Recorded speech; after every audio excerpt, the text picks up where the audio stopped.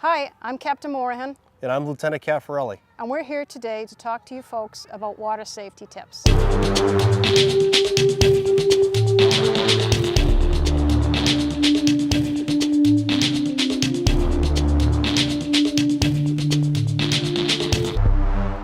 Lieutenant, what a great summer we're having this year. It's been a fantastic summer. The weather's been amazing. Yeah, it's a hot one, and with the heat, of course, everybody's going to want to cool down, right? So residential pools, a lot of activity around swimming pools, but also we've got two state parks in town. We've got the Ashland State Park and Hopkinton State Park. And we have a lot of people, a lot of residents, a lot of people coming into town using both of these facilities. So I thought it'd be a great opportunity for you and I to do some water safety tips for the residents in Ashland. What do you think? I think it's a great idea. All right, well, let's start with, today we're here in Ashland State Park, and as you can see behind us, even in this late hour, it's 3:30, 4 o'clock, there's still a lot of activity going on. So I thought it would be a great opportunity for us to point out some water safety tips to our viewers. So let's take a little look behind us. So we have plenty of kids that are in the water right now. What are your first thoughts? What are some of the safety tips that you could talk to the viewers about? Well, first and foremost, you need to know your limitations in the water. You need to know your abilities and capabilities in the water. And if you're not confident in the water, wearing an approved PFD device is always a good idea. Sure. One great tip is parents, if you can teach your kid to swim at an early age, that's fantastic. It gives them great confidence. But if they're not able to swim and they come to a facility like this, you have to make sure, like the lieutenant said, that they have the appropriate flotation devices on. Well, what's some of the things that can happen with flotation devices, Lieutenant? Well, one of the things is that you, as a parent, when you provide your child with a PFD, you're giving the child and yourself a false sense of security. Absolutely. A PFD is just another level of protection. You're going to need to have the ability to be able to self-rescue yourself and be able to swim. The PFD provides that second layer. Yeah. And then in a facility like this, you're going to have a lifeguard. But again, sometimes that lifeguard can provide you with another false sense of security. That lifeguard is not going to be assigned all day to watch your child. That lifeguard is there to watch the entire beach. Absolutely, So, and if it's a busy day like Yeah. a weekend, they can have 50 to 100 kids in the water. Yeah. That's a hard thing for the lifeguard to have to watch It's, every kid. very difficult. So it really is up to the parent or the guardian that is with the kids, supervising them to make sure that they're always keeping the eyes on their kids. Yeah.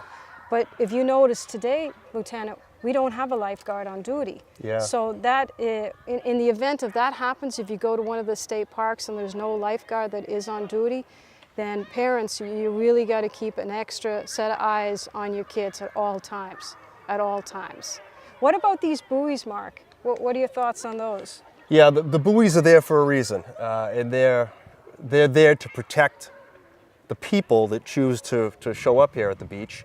A lot of these state parks are man-made. This isn't a natural beach.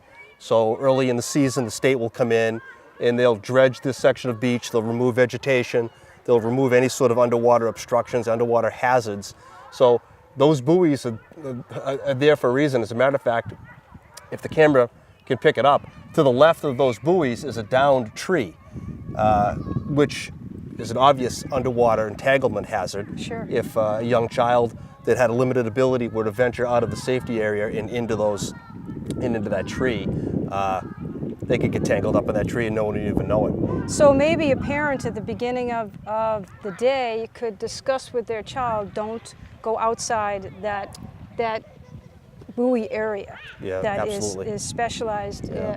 for the kids because of the extra hazards that might be around it. Yeah, Yeah. that's a good thing. Now, what about the adults? The adults that don't want to be confined to that shallow area. It looks like we have an adult swimmer that's way in the distance. Yeah. What are some of the safety tips for swimmers that come here and want to swim around the whole reservoir? Well, again, it goes back to knowing your ability, knowing your limitation. Again, if the camera can catch that swimmer out in the middle, essentially the middle of Ashland State Park, a lot of people like to visit this particular state park and swim either the perimeter or the center of the state park back and forth. Obviously, they're very advanced swimmers, experienced swimmers. This particular swimmer smartly has an orange buoy attached to them. It's attached to them for two reasons. It's visual protection for the swimmer, but it's also if the swimmer becomes distressed while swimming, or fatigued, maybe? Fatigued, can grab onto the buoy and use that as sort of a makeshift flotation device. Not a personal flotation device because it's not attached to their body, but it will provide them with some flotation to get into shore. A good tip would be, if you're going to do some long activity swimming, is to come with a buddy or a partner and have them here so that if something does happen, that they can call 911 and get the help here as needed. We have some boats down here. So what are your thoughts on these kayaks and these rubber boats? They're going to be outside this protected buoy area. So what are some of the safety tips with people that want to get in a boat? Well, again, having a PFD, a proper fitting PFD, approved PFD is essential. Having some basic knowledge of how to operate the boat that you're in. There's a lot of different types of boats out there. There's canoes, there's kayaks, there's small aluminum fishing boats, bigger boats, sailboats. So be proficient in the use of the particular boat that you have. It goes without saying, bad things usually happen when alcohol and drugs are introduced to the equation. So if you choose to have an adult beverage, let's do that with some moderation. And common sense prevails. Right. I mean, that could be said across the board. One of the other things in this particular scenario is that those boats are not going to be allowed inside of that protected area.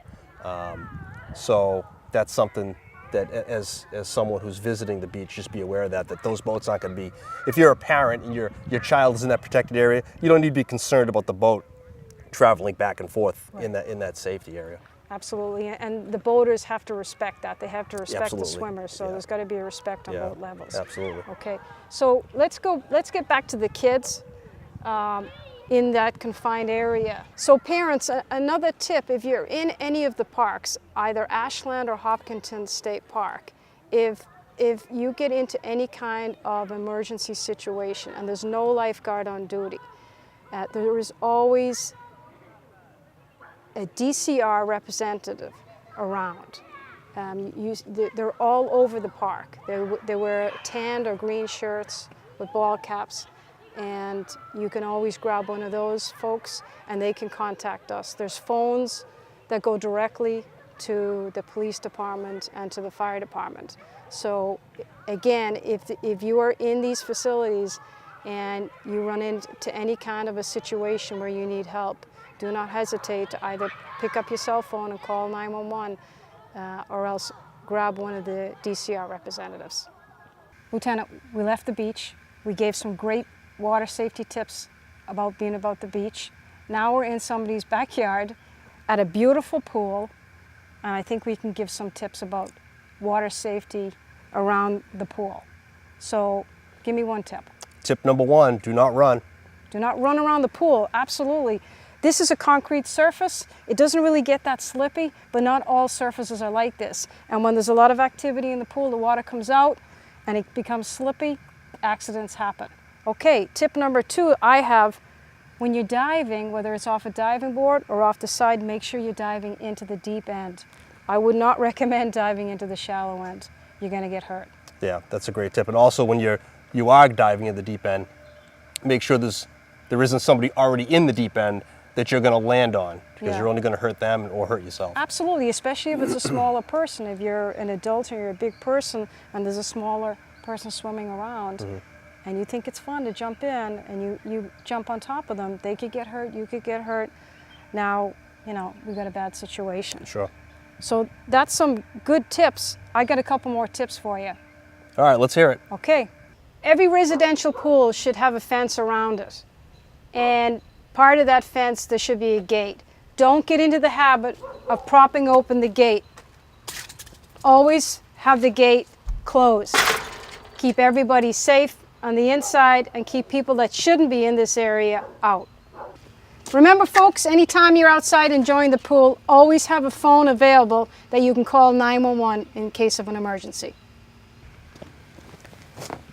Remember folks, at the end of the day, pick up all your toys, stow them away from the pool so it doesn't entice young kids to come into the area. Lieutenant Caffarelli and myself want to wish everybody a healthy and safe summer, and we hope that you enjoy all your outside water activities.